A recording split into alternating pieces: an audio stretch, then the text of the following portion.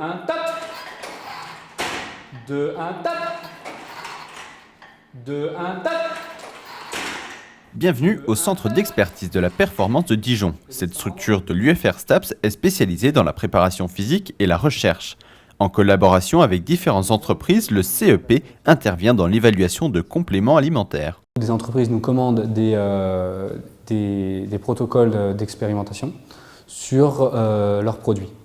Et ensuite, donc nous sommes amenés à proposer à ces entreprises certains types de protocoles en leur faisant comprendre ce qu'il faudrait tester pour mettre en avant leurs produits et vérifier si véritablement ils marchent ou non.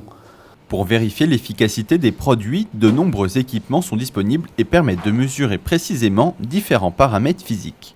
Évaluation de la force, de la puissance, de la récupération, de la VO2, donc l'analyse du gaz expiré lors des tests aérobie.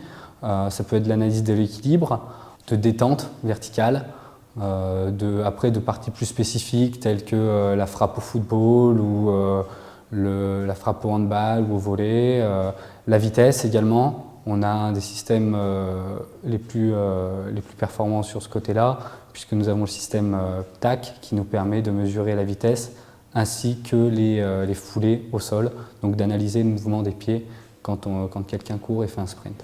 Voici un exemple de test avec cette échographie des quadriceps. Donc je vais réaliser une mesure d'ultrasons. C'est des ondes sonores en fait, qui sont répercutées et derrière ça va m'envoyer une image. Donc c'est exactement comme une échographie à l'hôpital pour les femmes enceintes, c'est pareil, sauf que là on se centre sur le muscle. Une fois l'échographie réalisée, nous obtenons une image de l'épaisseur du muscle. Là c'est tout le muscle quadriceps externe, donc le chef externe du quadriceps. En dessous, la deuxième aponévrose qui signifie la fin du muscle. Et là, en dessous, vous avez un muscle plus profond. À partir de cette image, nous pouvons mesurer différentes parties du muscle à l'aide de ces repères jaunes. Plusieurs mesures sont réalisées avant et après l'entraînement afin de calculer les différences de taille. Cette année, nous sommes en train de mener 2 expérimentations sur des compléments alimentaires, donc des protéines. En fait, le but, c'est vraiment de donner au sujet des protéines pendant plusieurs mois avec un entraînement ciblé à côté en fonction de chaque sujet. Et à la fin de cet entraînement, nous comparerons les valeurs de test pré-entraînement et post-entraînement, ce qui nous permettra de dire à la société si ces produits marchent ou non. Les études, là, on a commencé il y a 2 semaines et elles vont se poursuivre jusqu'en juin après.